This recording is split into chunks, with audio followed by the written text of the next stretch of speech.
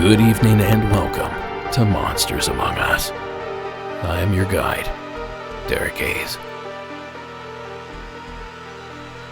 It's great to have you with us tonight, folks, because I have something special lined up for you. We're finally celebrating the kickoff of Season 18, and we're doing so with our next themed episode. Now, when I first conjured up this idea, thoughts of circus stories, haunted theme parks, and ghost tour shenanigans came to mind. Those are some of the staples when I think of the concept of amusement. And per usual, this amazing audience delivered. Wait till you hear what I have in store for you this evening. A celebration to kick off our 18th season. One of those rare special episodes. Even though we just did one a couple weeks ago. But this one is different, the theme of which has never yet been attempted. Welcome, friends and fiends, to the Season 18 premiere special, the Amusement episode. And to kick us off, we begin in a place with amusement in its name. Phil, out of Pennsylvania. Welcome to the show. Hi, Derek. My name is Phil. I'm calling from Philadelphia, and I just returned from a vacation in Mexico. While I was down there, we went to a theme park that is currently under construction, so it's very early in its stages. It's only about 5% built. It's years away from being completed, but every Tuesday, they allow members of the resort that I was staying at to go visit the park and experience it, to try to promote it for the future and basically just drum up interest. So that evening, my wife and I, at dinner, we were out with family, and her and I had a bit of a disagreement, got into an argument, and we had just, it wasn't a good night. There was some anger between us, and, it's rare that we get into that kind of an argument, but that night in particular, it was just different in a sense. So we spent about an hour there. Again, that's very limited, very small portion of the park completed. So we basically ate and then did a couple rides that were open. And as we were leaving, the group that I was with, they were kind of broken up. Part of it was in front of me, part of it was behind me, but I was walking by myself. As I'm walking to one of the paths to exit the park, I hear a voice, and it says, "Help me." And immediately I was shocked because it sounded demonic and horrific. And I was very confused because I'm at a children's park. This park is designed to be a Disney competitor in the future. So to have that type of a attraction or any type of voice making that particular request just seemed very out of place. So I stopped dead in my tracks and looked around for a speaker because the voice was so audible that it seemed real. I looked for a speaker, but why would they have that type of a demonic, scary sounding voice? It's something you would hear if you went to like a haunted house, but not this type of place. So as I looked around for a speaker, I then heard it again repeat, "Help me." But this time, instead of one voice, it was two voices. And as I've been thinking about this for the past couple of days since it happened, it's like the first time when I heard the voice, I looked up and responded, and then it's like whatever it was there may have been more than one. They both joined in and said, "Help me." And it was very peculiar. And what I'll do is imitate the voice and the voices that I heard. So the first voice was basically, "Help me." And the second voices were, "Help me." It was creepy. It was freaky. I have no idea what it was, but I'm a big fan of your show. I am aware of the paranormal, and I believe it was a disembodied voice. Again, huge construction site in Mexico. Had no idea what it's built upon, but it was a pretty freaky experience that I haven't been able to forget since. So just a quick little blurb. I hope that makes it to the show, and I really enjoy the show. It's been a real fun thing to listen to for myself and my kids, Cole and Vivian. And, well, keep going and have a good day. Thanks. Bye. Thank you, Phil. Now, I used to be pretty big on amusement parks, but some of that magic has faded for me here recently. There are too many people in these parks, for starters, and everything is so expensive these days. And the more I learn about this world, the less I trust these rickety rides. Too many of them get stuck upside down. You see that on the news from time to time. But I still love the amusement park atmosphere. The smells, the details, the history, the energy, the people hidden in the walls, begging for help. What was that? Were those people supposed to be there? Were they trapped there? Were they trying to lure people in or get themselves out? And what would have happened if Phil had approached the unnerving voices? I have a million questions. And folks, tonight's installment is full of stories, just like Phil's here, that'll leave you scratching your head. Unsettling accounts that all loosely center around the concept of amusement. And what's more amusing than disembodied voices beckoning from a darkened section of an abandoned amusement park?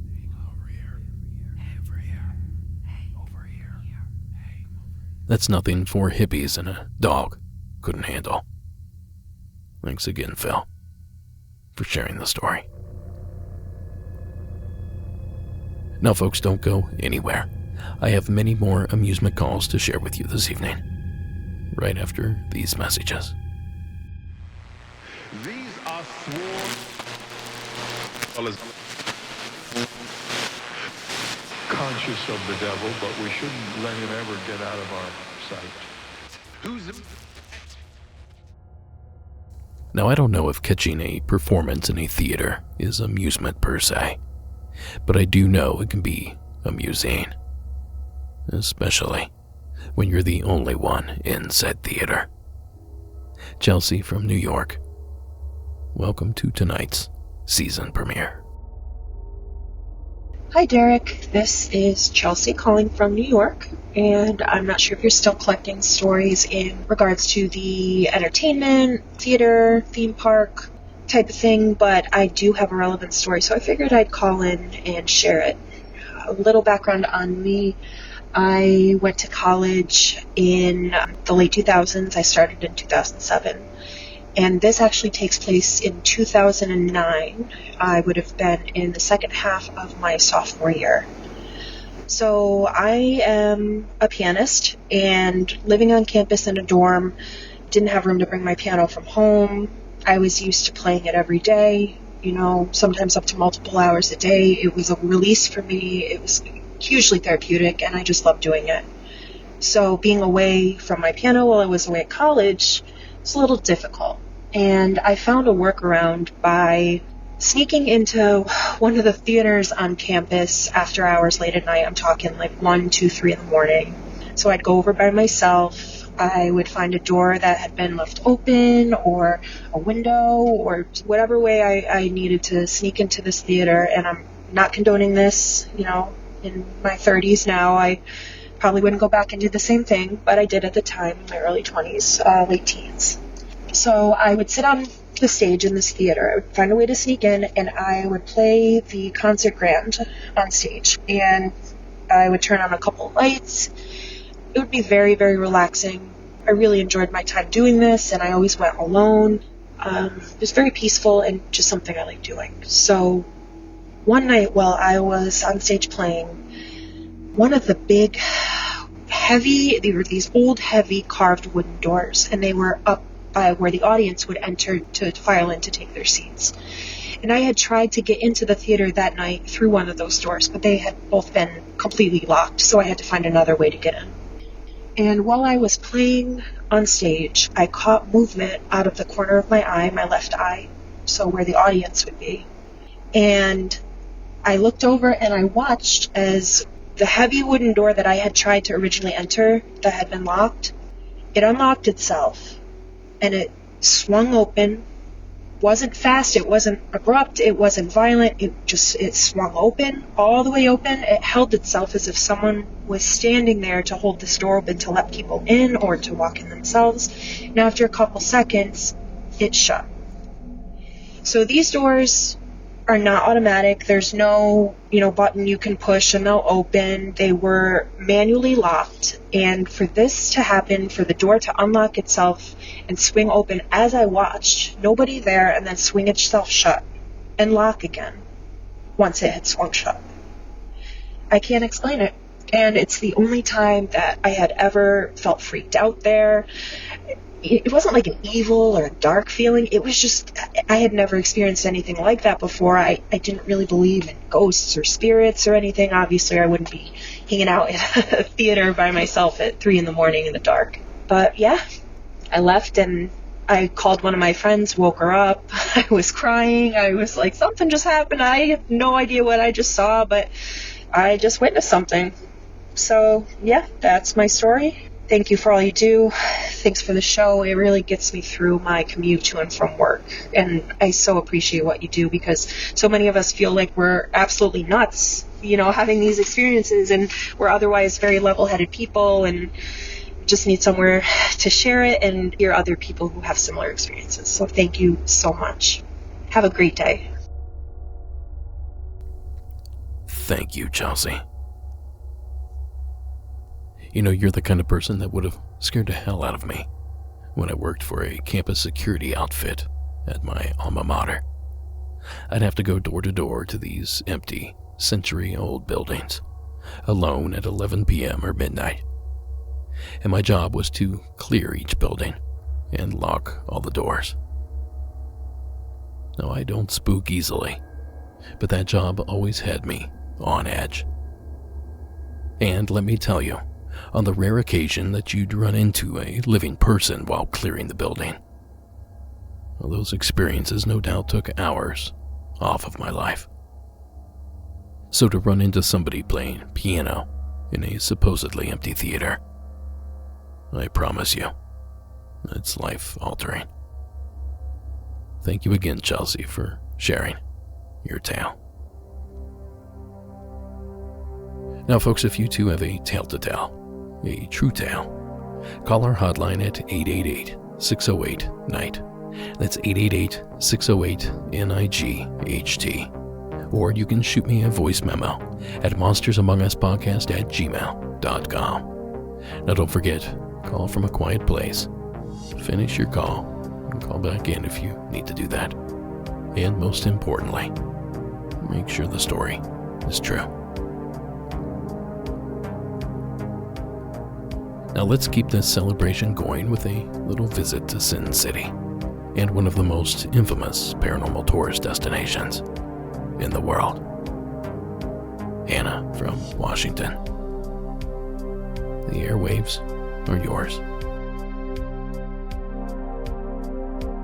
Hi, Derek. My name is Hannah, and I am from Washington State, but my story takes place in Nevada. It would be good for your amusement/entertainment special. This is my story about visiting the infamous Zach Bagans Haunted Museum located in Las Vegas. So I met my friend and her husband there for a weekend trip to Vegas in 2023. They flew in from Arizona and me from Washington State. I really wanted to go to this museum as I'm super into everything horror, very fascinated with the paranormal, dark, etc., even though I'm very skeptical. But anyway, so the Zach Baggins Haunted Museum, if you've never been or if whoever's listening has never been, it's not the normal tour or museum. Once you're in, you're in. It's a guided tour. You're not allowed to go off on your own, so you have to stay with the tour guide, and the tour itself was like 2.5 hours, if I remember correctly. It was really hot. It was sweaty. It's this windowless mansion that's dark, musty. Everybody's sweating by the end. And of course, it's very creepy because it's stuffed with haunted objects. So the reason I'm calling this in is because we did actually end up having a very creepy and, for my friend, traumatizing experience at this very haunted museum. I'm very skeptical, but I am open-minded. And the friend that I was with is a full-on believer due to her experiences. My running theory is that it's not actually ghosts that don't exist, but some of us just have the right energy to see ghosts and feel them, and others like myself just don't. We aren't perceptive to it. So as we waited in line and we got closer and closer to the building waiting for our tour time, my friend, who is very perceptive to this stuff, was getting a headache. The moment we stepped into the lobby, my friend's headache got so much worse. It was like a pounding, terrible headache. She was very uncomfortable the whole time. It didn't get better as we went on. So she has this headache, and then you're not allowed to take photos or videos inside of the actual mansion, which also makes sense. But for any pictures that you want to take, you have to do it in the lobby before the tour starts. There is this lobby with a lot of macabre items, and it's also very dark and everything like that. It's pretty cool. So I wanted my friend to take a photo of me. I'm really excited at this point. Now, mind you, my friend had been taking photos of me this entire trip at Vegas.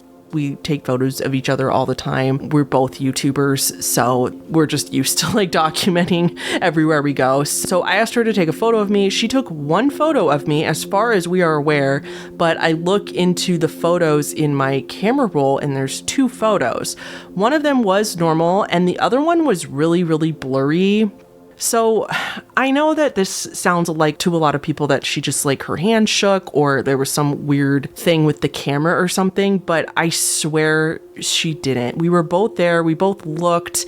Her husband was standing right there as well. And the streaks of blurriness in the photo were vertical. They were not horizontal. And to me, at least, when I take a blurry picture, I feel like I know what happened. I can tell that my hands shook during that time. And then, like I said, she had been taking pictures of me this entire trip. We took pictures in the Bellagio with no issues. We took pictures everywhere else. None of the other photos turned out blurry like this. And we were both standing right there, and both of us swear that she only took 1 photo. And yet 2 came out, and one of them was just so weird. So I'll attach those photos for the show notes. It could be just a glitch in the camera. Of course, like I said, I'm skeptical. I think that same thing, but it's just weird that no other photos until we were in that mansion were blurry or weird. Okay. Anyway, so the tour itself was cool. I got to see the famous Dubuque box and some other haunted objects. It was definitely a spooky place. The energy was heavy, but like I said, nothing scared me in general. My friend, on the other hand, she had a headache the entire tour, and then she swears that something followed her home. So for days afterward, she felt like something had attached itself to her from that place. Right after that place, she wasn't the same after that, and weird stuff was happening to her. She had to do all these cleansing rituals, and she also has spirit guides and stuff in her life that she convened with that helped her out as well. But a few days after the trip, I hadn't known that all this was happening, and I checked in on her just via text, and I just remember she was so upset. She was distraught. She couldn't even talk about it for several weeks after. I wasn't allowed to bring it up because it upset her and it was so traumatizing for her. So, take that for what you will. I'm not positive that we obviously, of course, don't know, any paranormal stories, if they're true or not, but I just trust my friend a lot, if that makes sense. She's never lied to me, and we have a really, really close, very open relationship, and I just don't think that she would lie about something like that. It freaked me out, and I would definitely go back to the museum, but definitely would not make her go with me because the poor thing was miserable. So thanks, Derek. I love your podcast. So, okay, bye. Thank you, Hannah. Now, Sarah and I actually visited this museum a little over a year ago, along with my dad and my stepmom. I don't think they knew what they were getting themselves into. Now, the museum is well done, and the collection is extensive, and everything is beautifully curated. But I do have some opinions, and I made a few observations, but you should visit and suss them out for yourselves, because all in all, it's certainly worth a visit. But the museum seems to blame a lot of the activity experienced in the building on the history of the place. Now, the building originated as a home for wealthy businessman Cyril S. Wingert back in 1938. And it stood as the Wingert residence until the 1970s, when it became a law office. Now, the claim on the tour was that demonic rituals took place there during its stint as a law office, though we found nothing to support this. In fact, the surviving family of the original owners have voiced their disapproval of the story the museum shares with its guests. So take that for what it's worth. But, like I said, it's worth a visit, even if the history of the building is a little fuzzy. And regardless of that fuzziness, that doesn't mean that Hannah didn't have a strange experience there. It doesn't mean that her camera malfunction wasn't a direct result of the activity there. Because, like I said, the collection is robust, and there are items there that I assumed were lost to time. Supposedly haunted items, allegedly cursed items, and items used in sinister acts. So if there's anything to the theory of haunted or cursed items, any one of the plethora of pieces that the museum holds could be the cause of Hannah's electronic issues. Now, a couple of helpful tips if you're planning on making a visit to the museum. Drink plenty of water beforehand, and dress in light, airy clothing. And thank you again, Hannah, for sharing the phone call. Now, this won't be our last visit to a museum this evening, but more on that here in a bit. First, I want to remind you of a call from last week's episode, a story that was shared about a fire elemental that took dragon form. Well, coincidentally enough, I have an entry this week that's so similar that it's red hot. Please welcome tonight's only anonymous caller. Hey, Derek. This is kind of hard to talk about, so I've had trouble kind of processing this. I'm going to have to be anonymous talking about this for when I tell the whole story.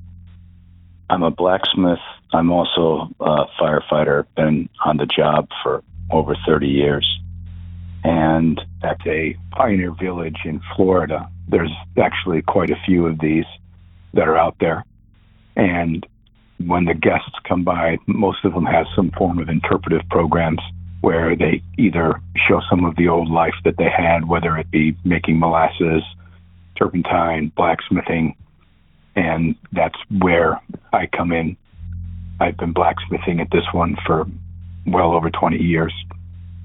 And a couple years ago, Halloween, I was forging, and when I was working the metal in the fire, everything was working fine. The metal came to temp, and the fire, it acted very strangely.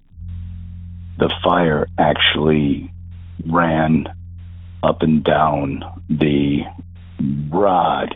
It separated from the main piece of the rod, and it jumped back and forth almost like a CGI bit of fire. I became frightened because this reminded me of the main story that actually happened 20 years ago that it actually happened. I actually blocked it out of my mind. So I have to go back 20 years. And what happened was I was forging again, and it was similar circumstances. I was working the metal, and the fire came to temp. It was a coal fire. So I do have to say that I have propane forges, and I've never seen this do this, and I've never seen this act on the job also. This has only happened in a coal fire. And the metal came to temp, and the fire separated from the main bit of fire, and it came up the rod and did the same thing that it did again. And then this is where it really got crazy. Now, I don't know whether I went into the consciousness or it went into my consciousness, but this sounds so crazy. But I experienced some kind of mind link or something, and I experienced the thoughts of something, and it was not human intelligence.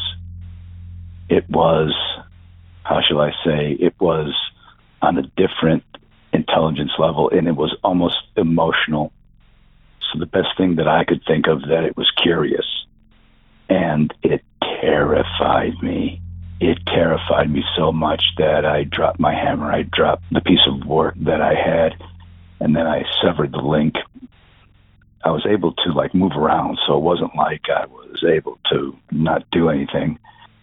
And then the fire went back to being fire, and everything kind of went back to normal. So I don't know. Also, and this is the craziest thing too, was I got the feeling that it was like looking out for me.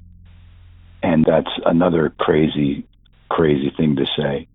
So I don't know if this has some weird relationship because of my being a blacksmith or being a firefighter, that I was in tune to something or what, but I repressed the first thing because I just thought that, I might have made it up or whatnot. But until it happened and repeated again later on down the road, that it actually did happen.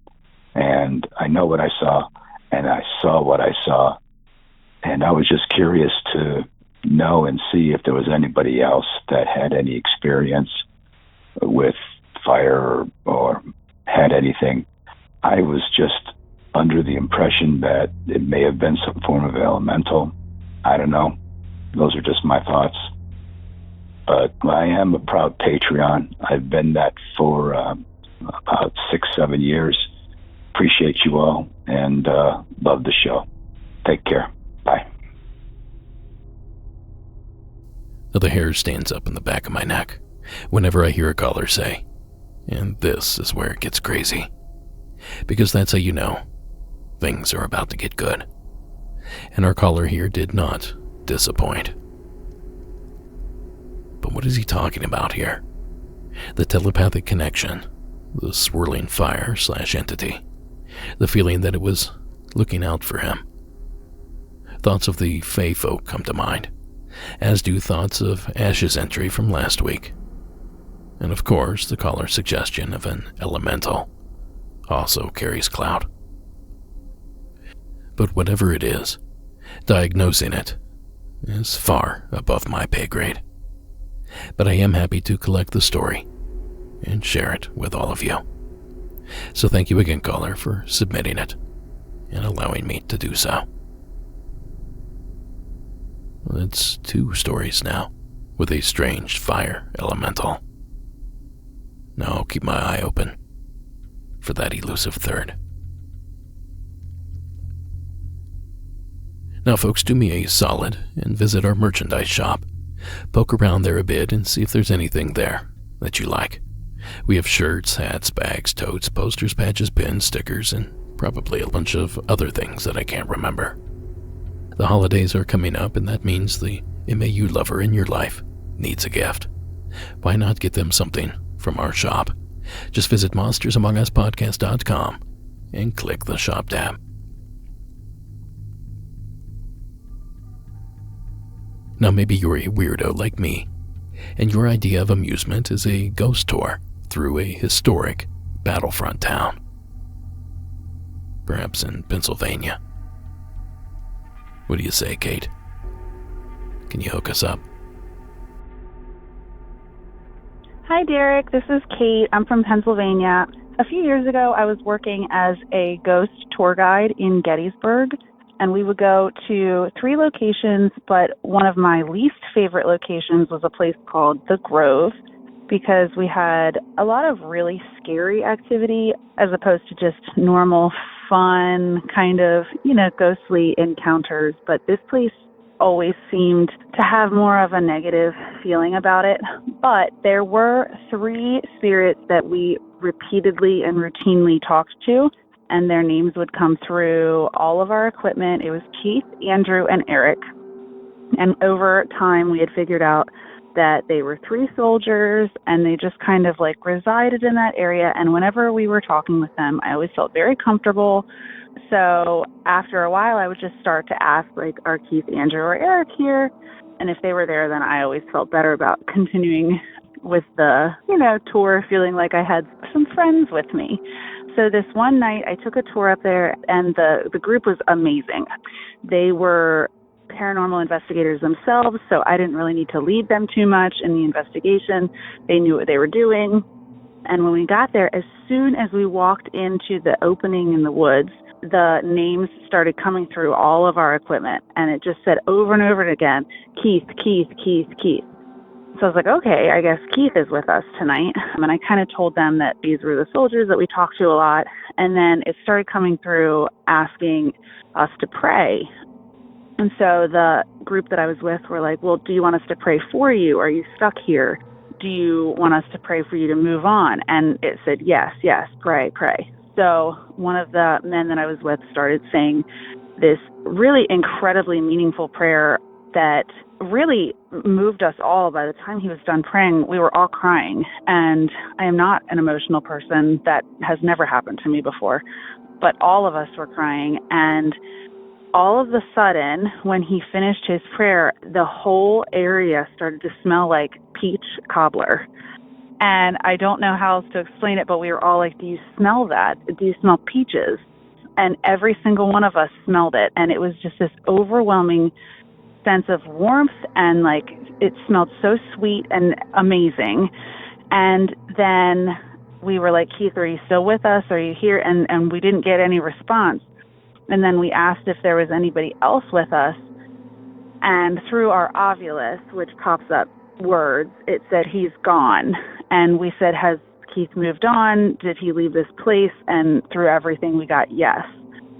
And after that, I went back so many times, almost every night, and I could never contact Keith again. So I just kind of gathered that he had moved on, and that maybe in some way we had helped him find his way to his everlasting peace is my hope.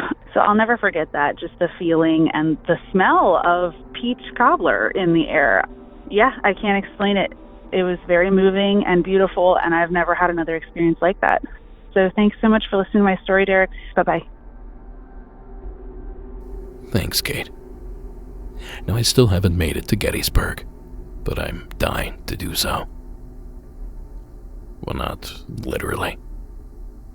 But speaking of dying, there was plenty of that going on in the Gettysburg area during the American Civil War. Over 51,000 soldiers were killed, wounded, or captured during the 3-day battle. So if ghosts and hauntings are in any way real, Gettysburg is certainly a place where you'll find them. And apparently, smell them, according to Kate's experience. Now, usually when I hear of smells or scents associated with the paranormal, it's a stinky wood ape or a sulfurous spirit. At best, you might get some old lady perfume, but never peaches. How delightful. And what a juxtaposition to the carnage that took place there. Now, I am going to make it out to Gettysburg sometime soon.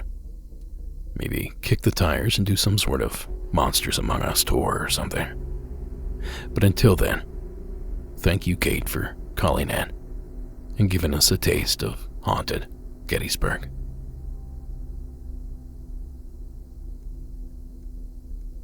Now it's time for another quick break, but when I come back, we're going to explore the great outdoors. Don't go anywhere.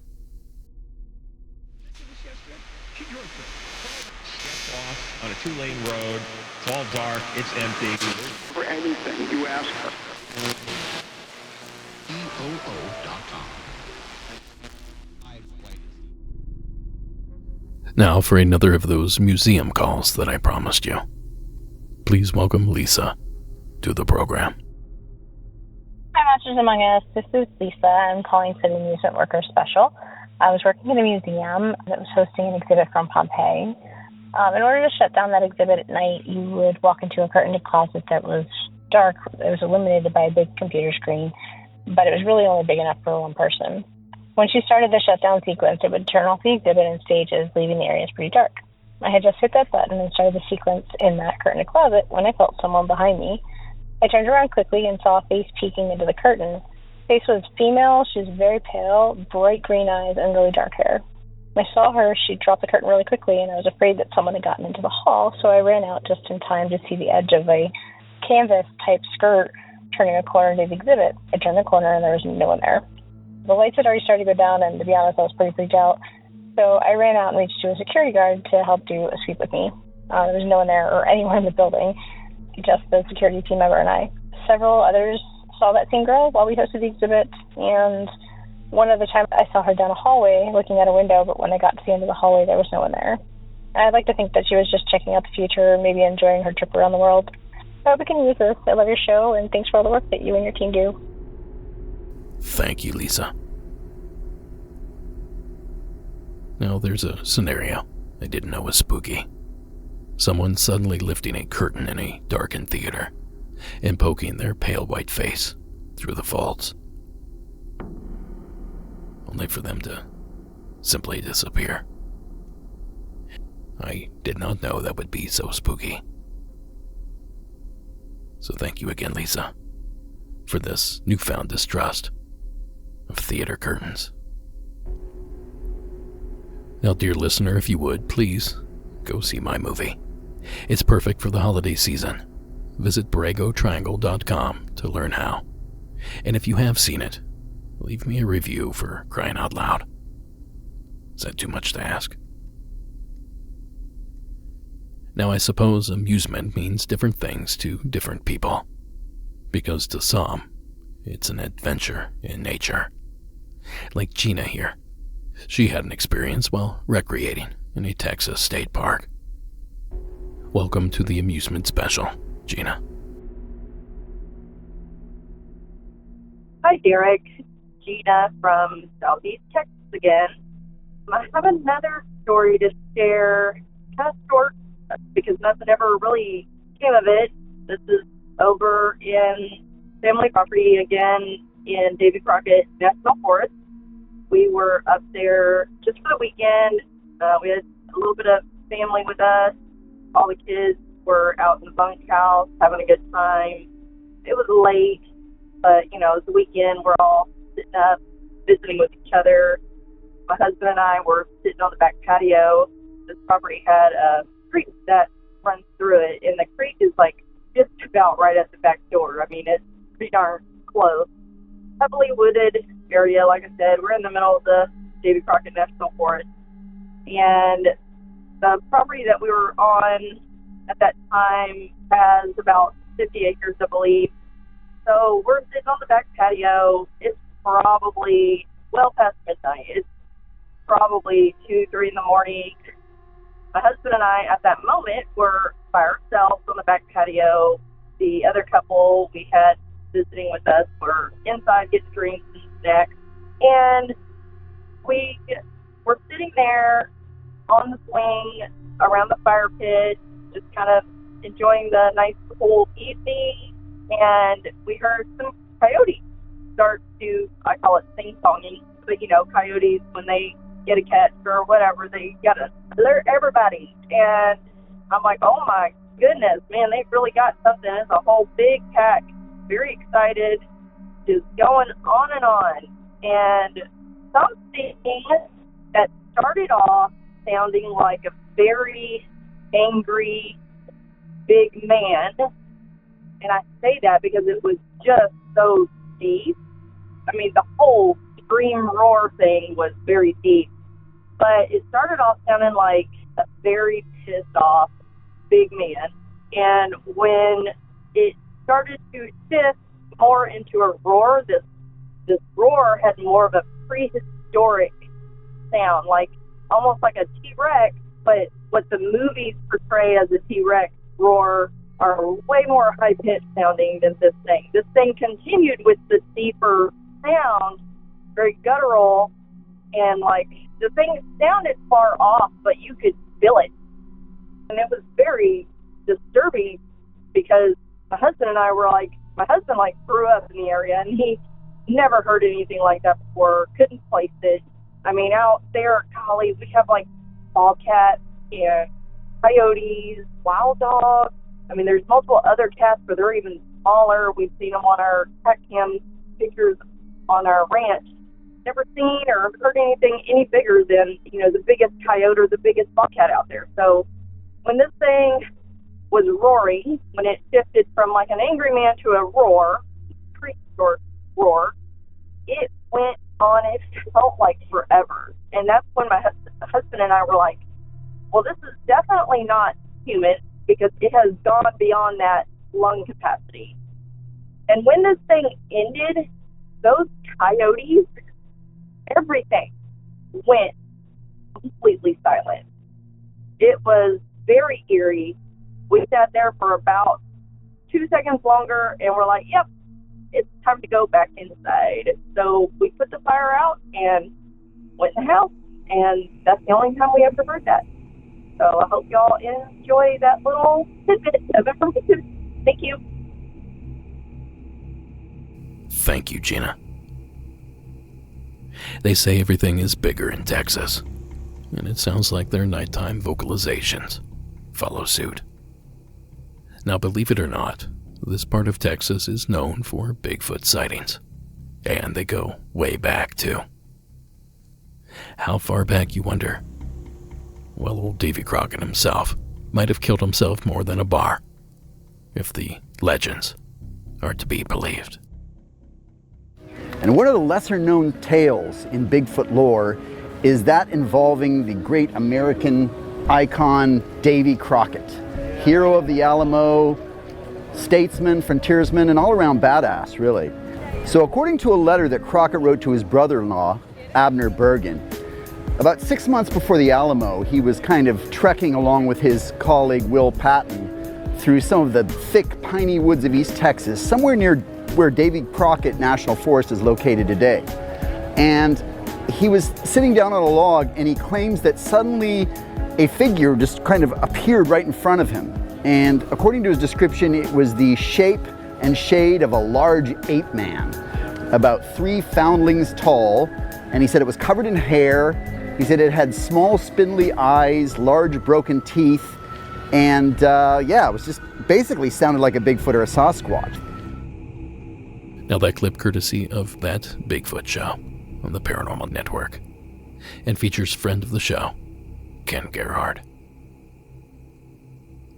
And now, ever since Davy's experience, folks around what is now known as the Davy Crockett National Forest have reported hearing and sometimes seeing something strange out in the woods.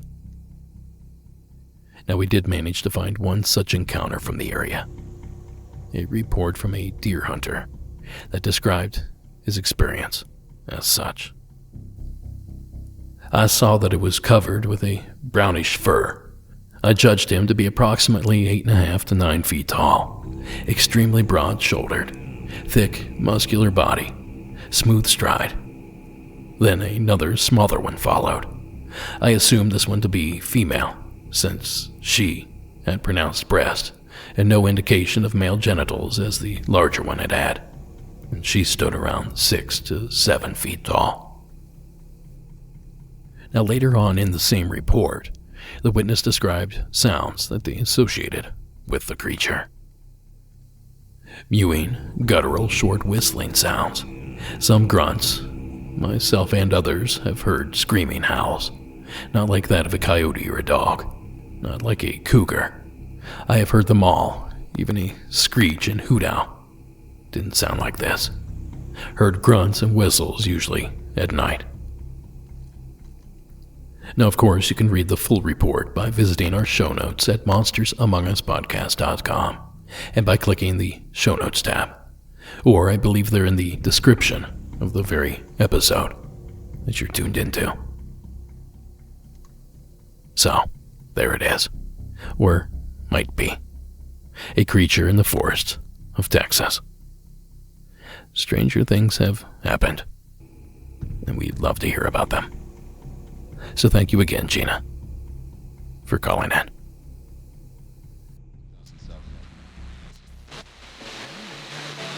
$11 and $1. This just tells me that, like,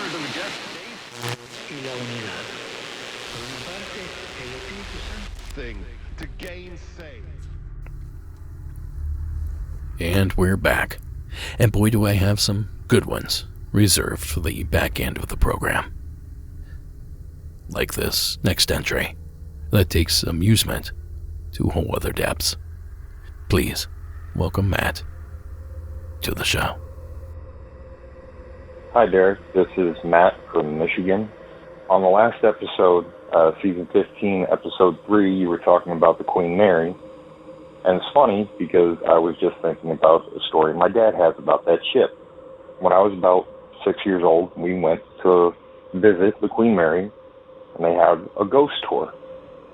So we went on the ghost tour, and we were coming out of the engine room, and my dad says he saw, going up the escalator while we were going down, a man in period overalls and, looked like a mechanic.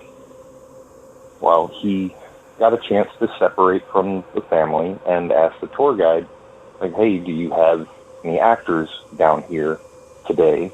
And the tour guide explained, no, we don't have any actors down here at all. So that is my dad's Queen Mary story. Thank you. Thanks, Matt. Another of these locations that I've actually had the pleasure of visiting. A faded beauty. She's seen better days, but I bet she really sparkled back in her prime. Now, Sarah and I stayed there 6 or 7 years ago as part of a Halloween event that she took me to. And we certainly picked up on some spooky vibes, but we didn't have a quote-unquote experience there. What do you expect for a single night? But they actually do several paranormal events a year there, and they do haunted houses in the lower levels each Halloween. So if you're in the area, go give it a gander. Another place that's worth the visit. And thank you again, Matt, for sharing the phone call.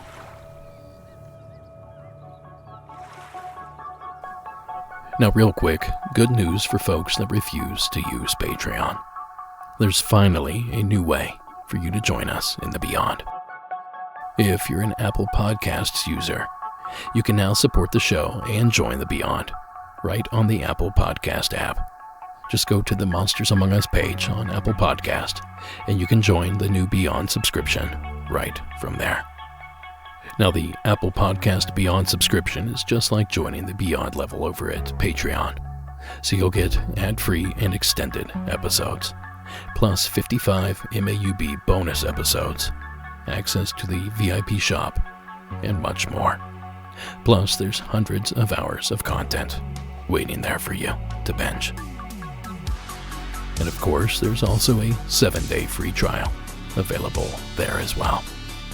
So treat yourself and support Monsters Among Us this spooky season through a brand new Apple Podcast subscription. And of course, you can always support the show over at Patreon. Now next up, we venture to the state of Iowa. Please join me in welcoming Morgan to the show. Hi, Derek. My name is Morgan. I recently moved up to Iowa, near Iowa City, with my husband. A little bit about me, just real quick.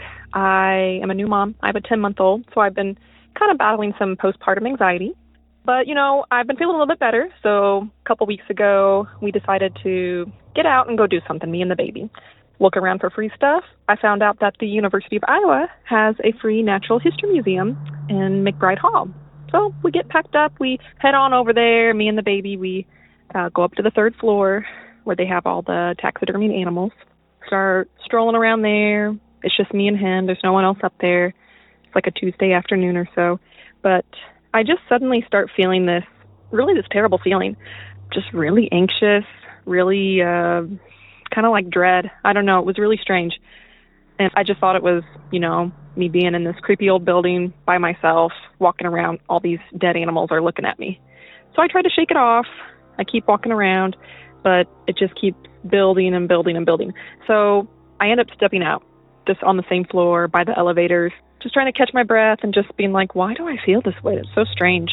And my sister starts texting me, and I'm just telling her how just creeped out I feel. And she's like, oh, is it like Uncanny Valley? And I'm like, yeah, maybe, all the taxidermy animals are like 100 years old or so. But anyway, I feel a little bit better. I go back in. I want to finish it since we drove all the way out there.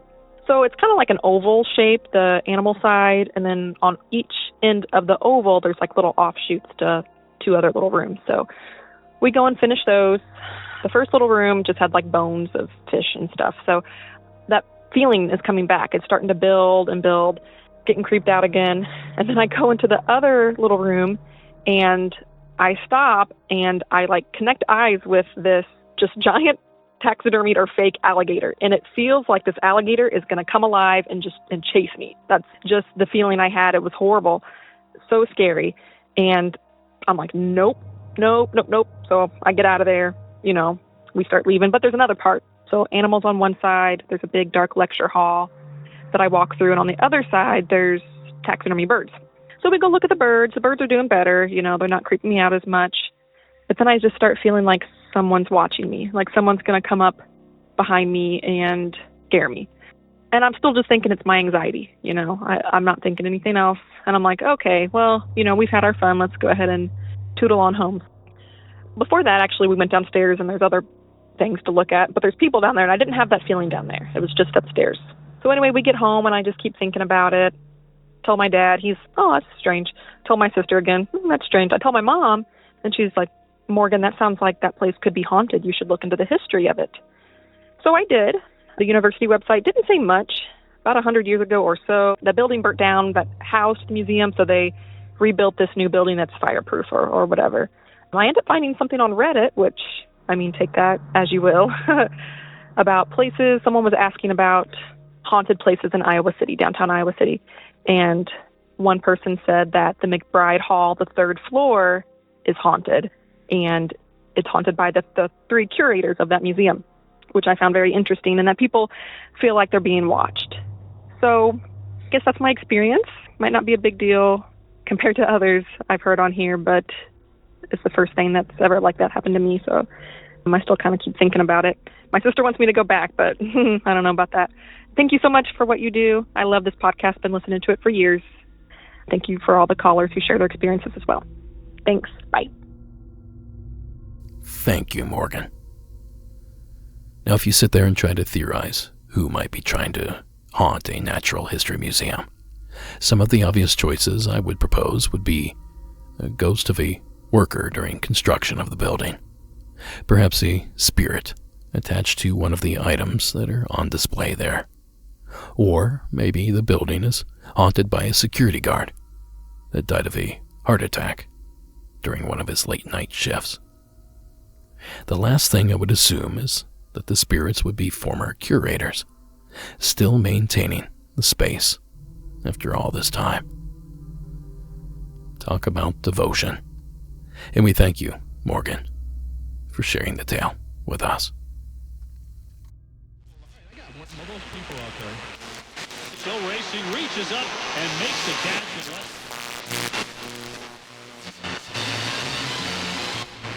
He goes Super Bowl. I know. Anderson was there. Now, who's ready for another theater-themed story? Jake from Oregon. Welcome to the program.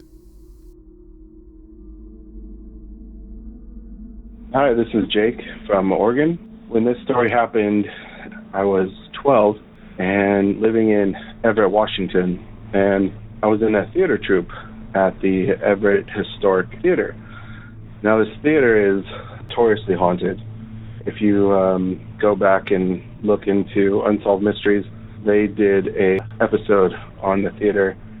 So when I first started with this troupe, they told us there's several ghosts that haunt this theater. And they told us about the history, how it burned down several times and was rebuilt, and what was kept and what was lost, and about the different ghosts. And anyways, after a show, we had a rotation of, 2 of the performers or staff would stay behind and clean things up.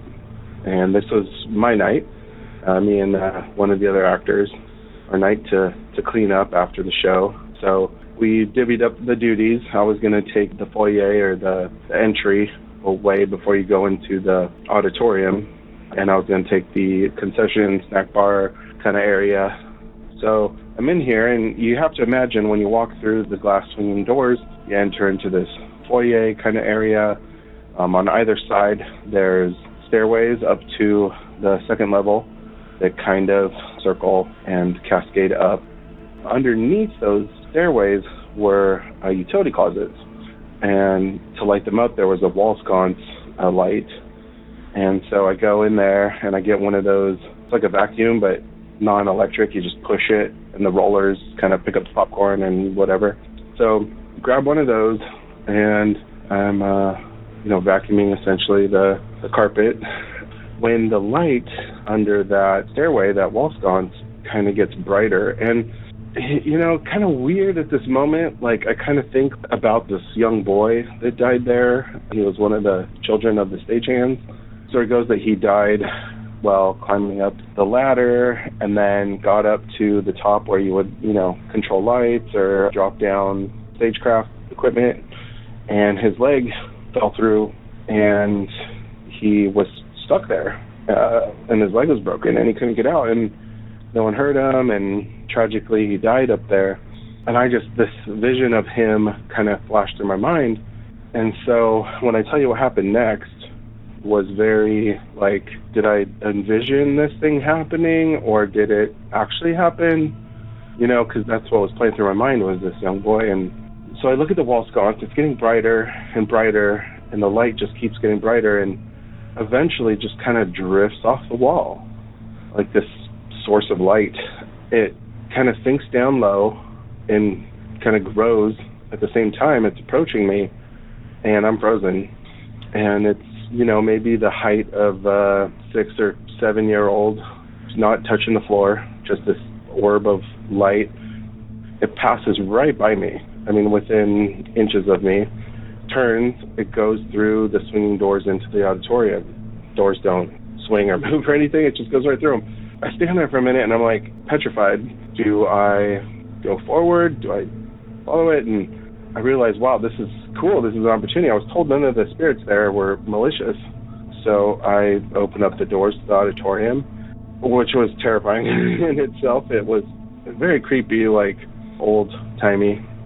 So, I go in through the double doors and enter into the auditorium, and I'm standing there, don't see anything.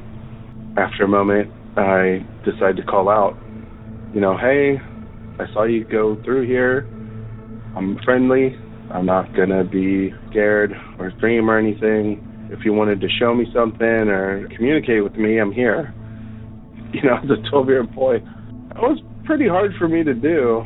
but I was very interested and not worried about it being malicious or anything, and looked around and waited in silence, and nothing happened. It was spooky. I walked back out through those doors, and my compadre was out there, and I told him what had happened, and he went to the auditorium and came back out. Nothing happened, and we closed and locked up for the night. But I'm not sure if at this point in my life, 28 years later, did this thing happen really, or did my mind manifest it?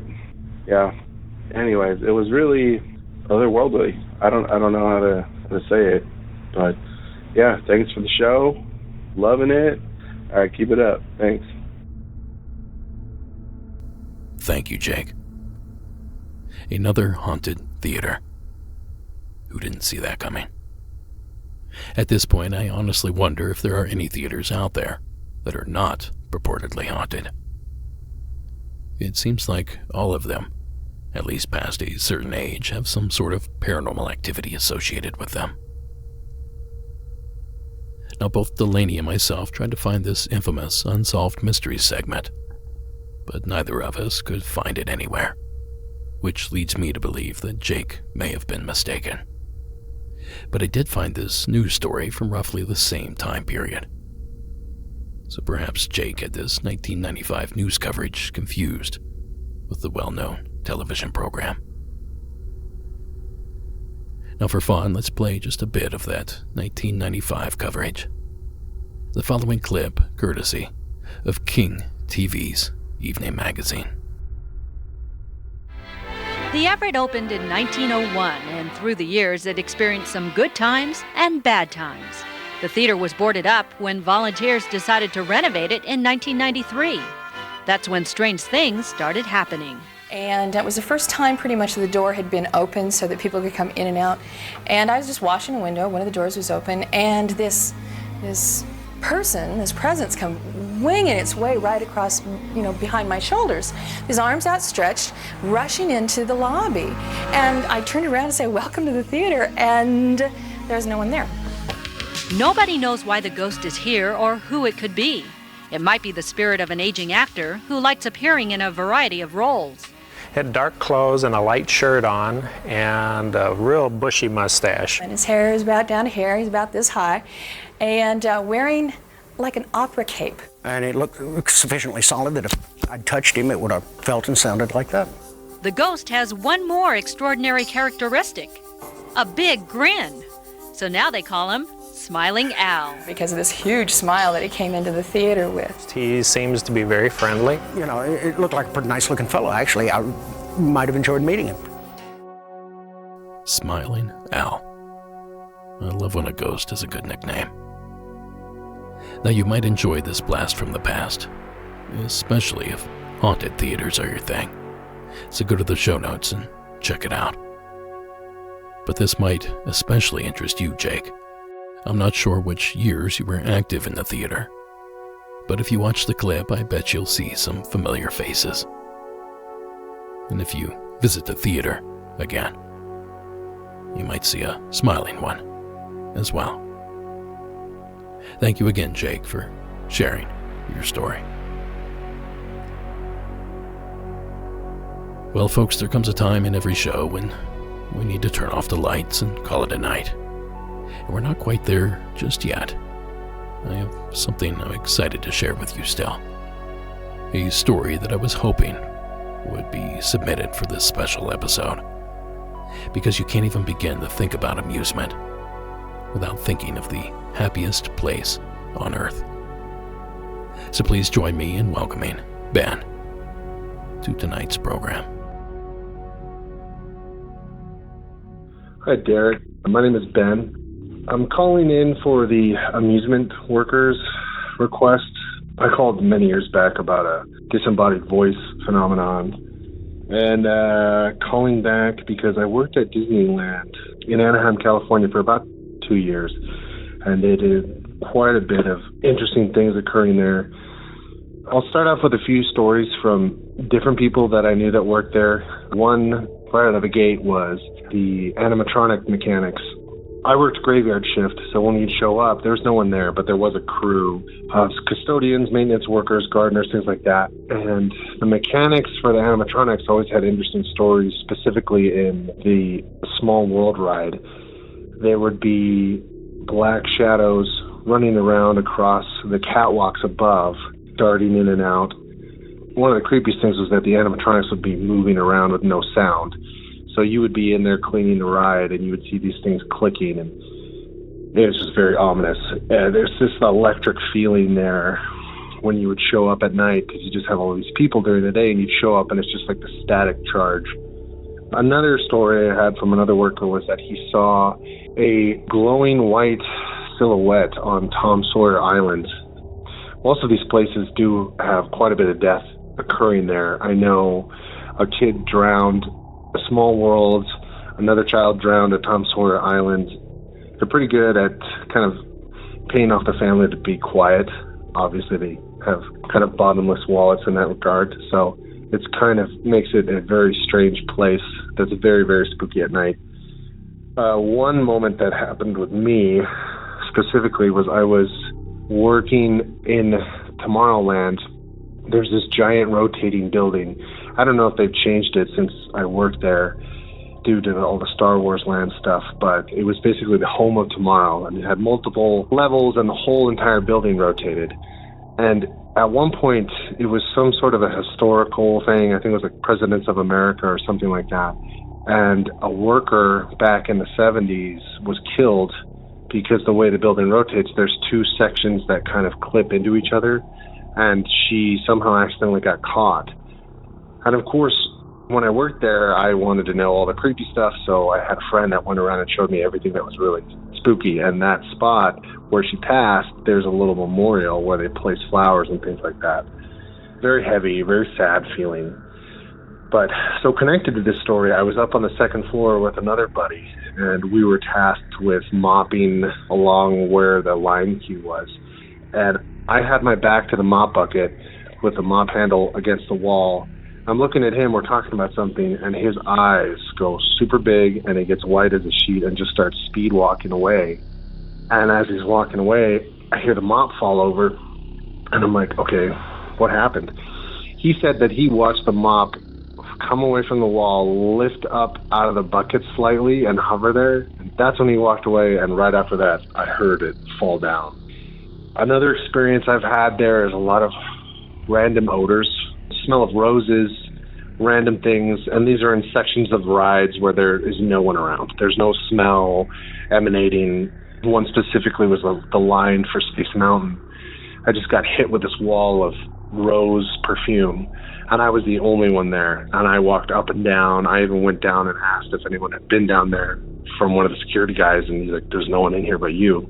A lot of reports of like black shadows darting around throughout the park. It's just a really strange place because of the electrical feeling and the amount of death that has occurred there.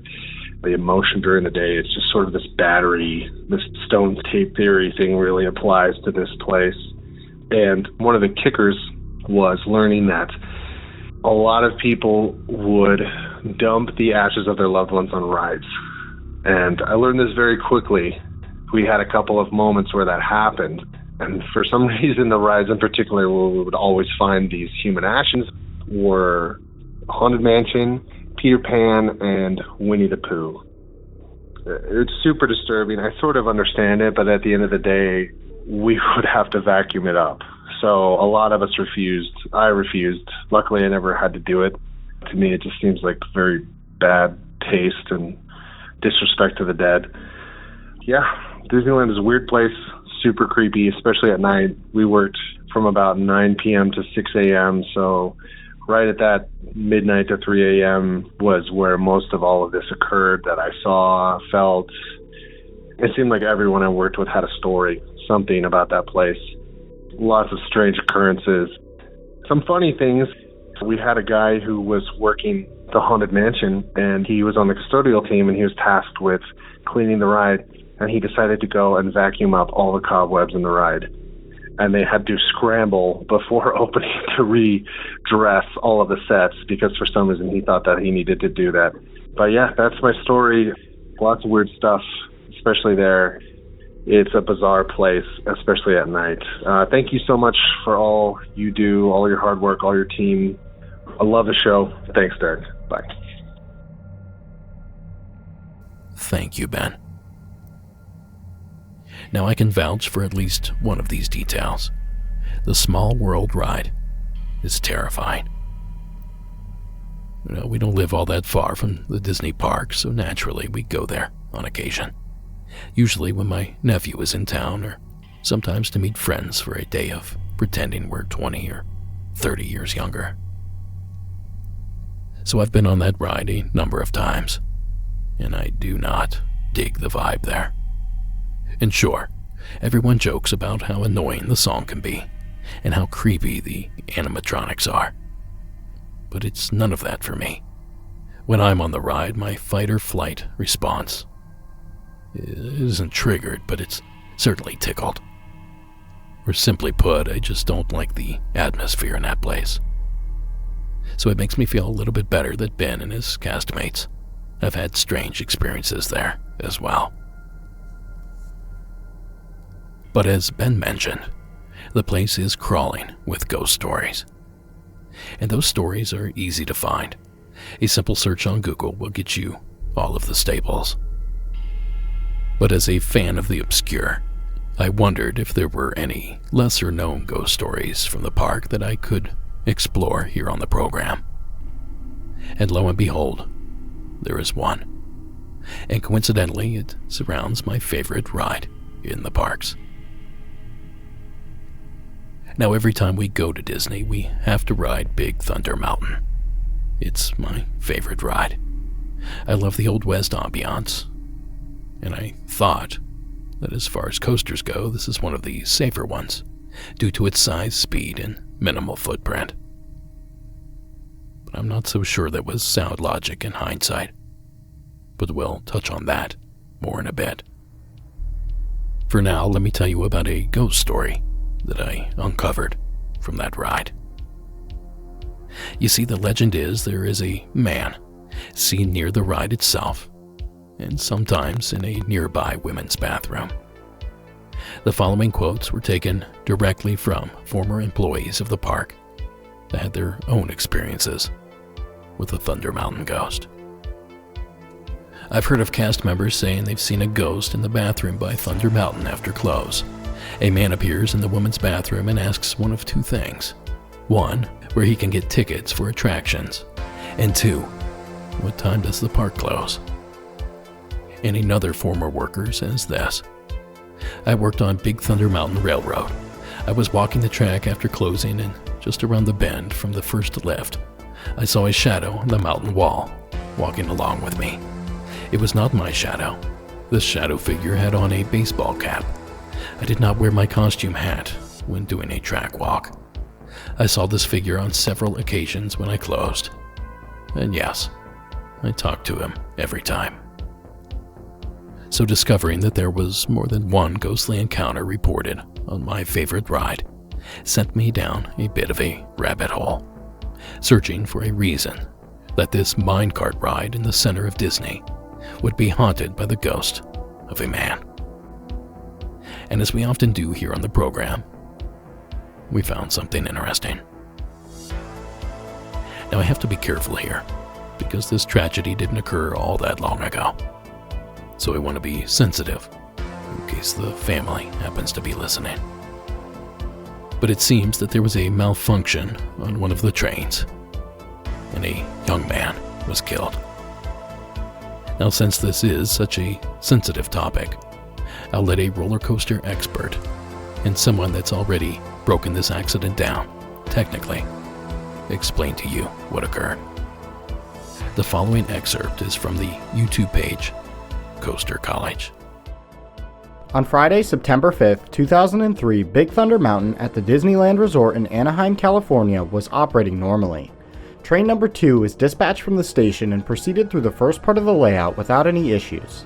As the train rounded a right turn, the front wheel assembly on the decorative locomotive car shifted further to the left than it was designed to. The other wheel assembly on the right side then lost contact with the track and fell downwards into a cross tie.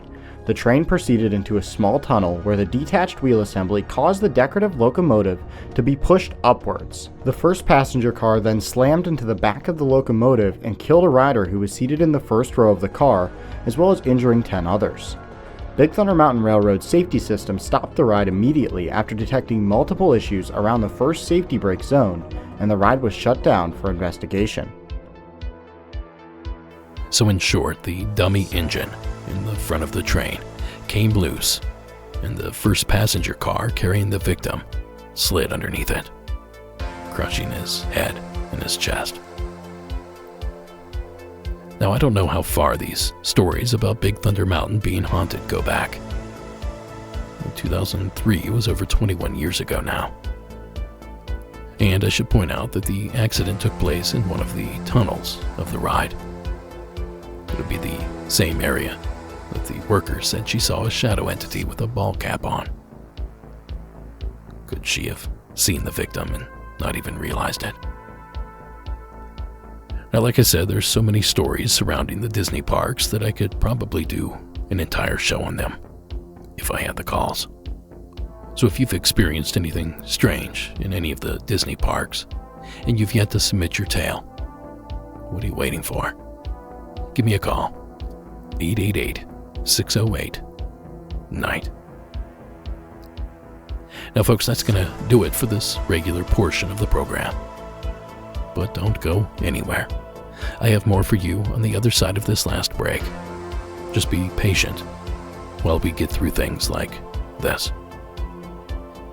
Monsters Among Us is written and produced by me, Derek Hayes. Copyright Red Crow Media. Additional support is provided by Sarah Carter Hayes and Delaney Bowers. All media used in this production was done so under the protection of fair use. Be sure to follow us on Instagram, Facebook, give us a like, and follow at YouTube as well. Remember to rate and review the show and the film if you've seen it. Remember, you can always catch the show on digital radio every Saturday at 11 p.m. Eastern over at the UNX Network.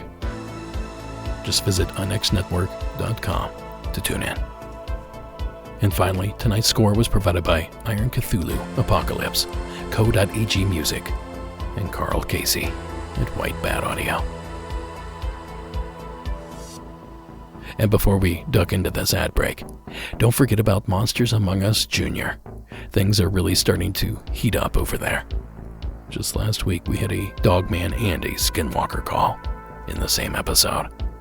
So go check out Monsters Among Us Jr. wherever you get your podcast. And of course, I'll see you right back here on Tuesday, where I have something lined up that I'm sure will leave you haunted. Now, a huge thanks to everyone for tuning in this evening, and another big thanks to all of tonight's callers. I don't know about you, but I was certainly amused. Now, if the show were really over, this is where I tell you it's been a real pleasure. But we'll save the pleasantries and goodbyes for the real end of the program. But if you do choose to eject here, Godspeed, and have yourselves a good night.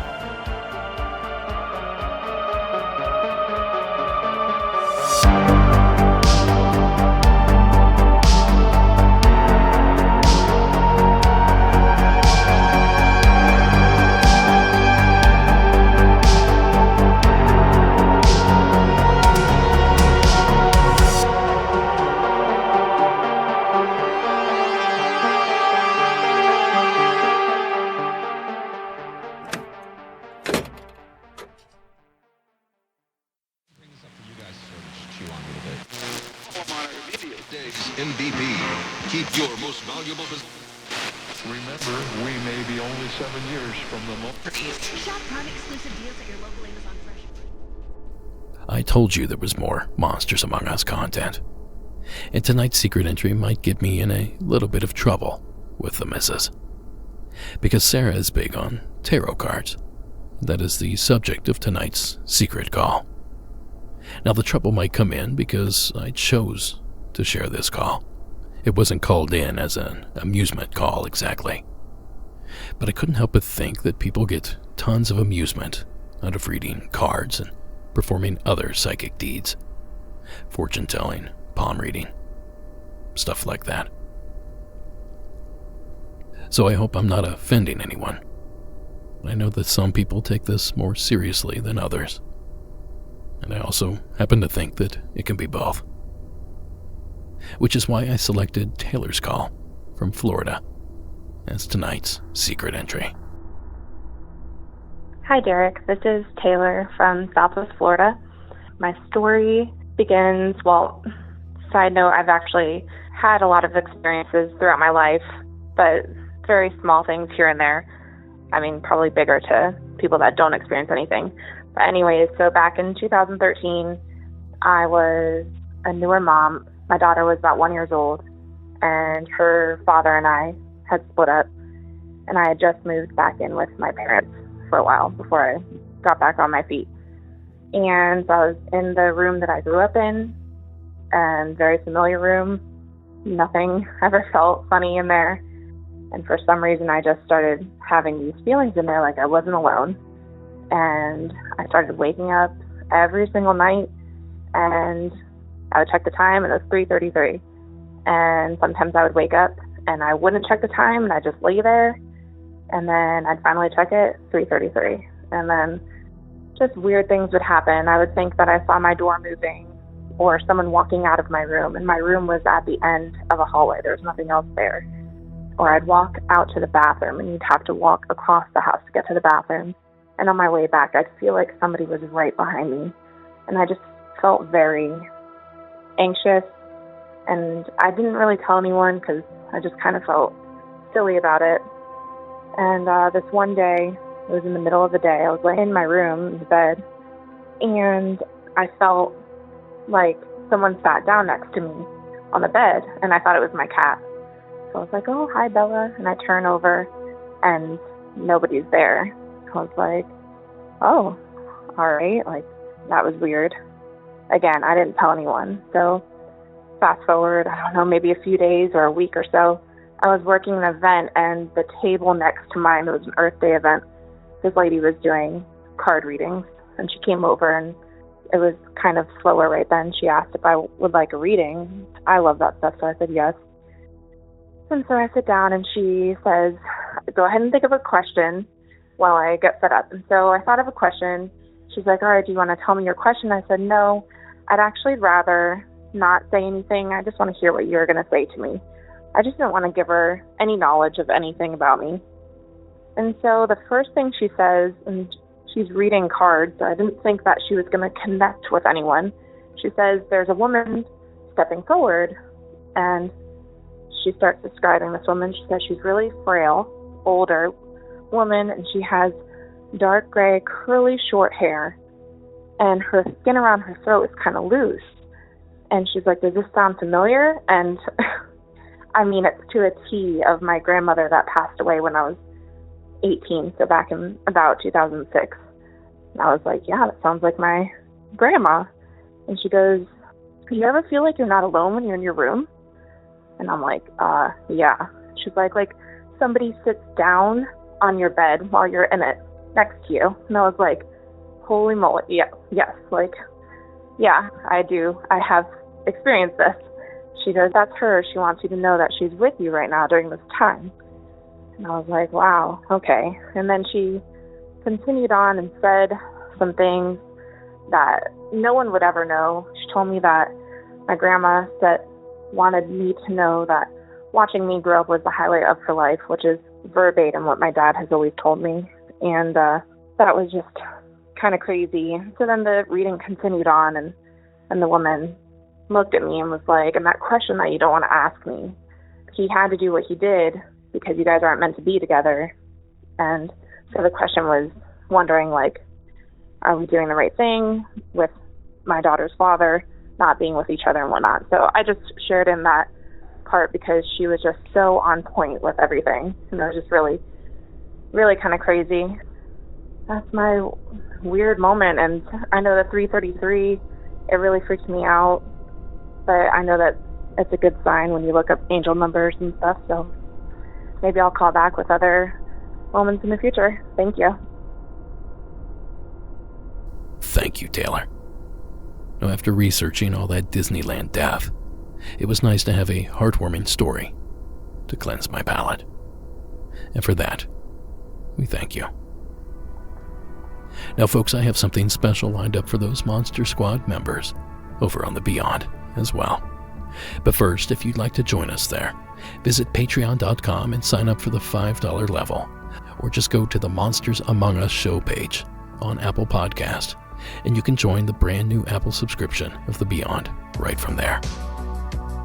Either way, it's about $5. Now, if you're already a Patreon supporter, there's no need to switch over. The content is exactly the same. But for those of you anti-Patreon, welcome aboard.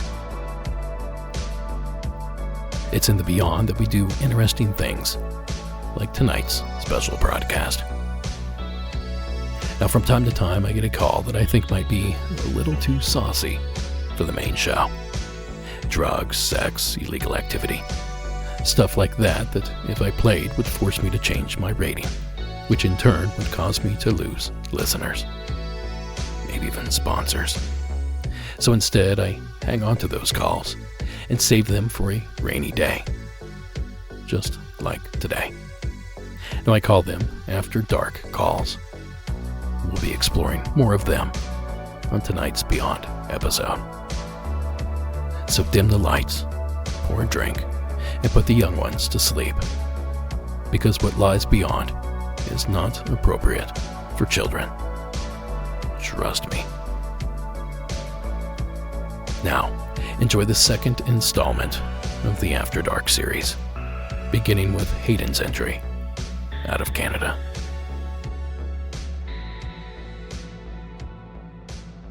Hi, my name is Hayden from Saskatchewan, Canada.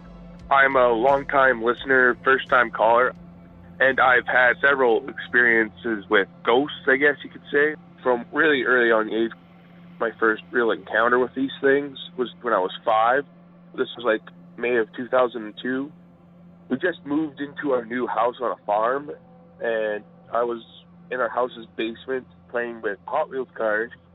Then I had this eerie feeling come over me, and I looked up, and I saw this figure. It was draped in this black cloak. I guess you could say like a poncho or a shawl or something like that. Didn't have any legs.